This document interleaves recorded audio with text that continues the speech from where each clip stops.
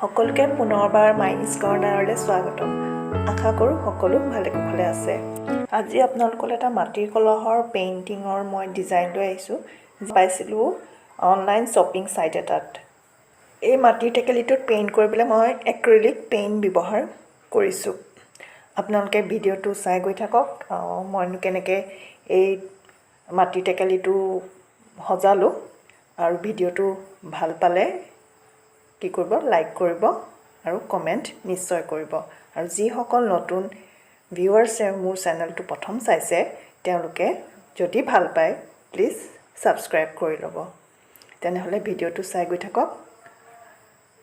আজিলৈ আহোঁ, ধন্যবাদ।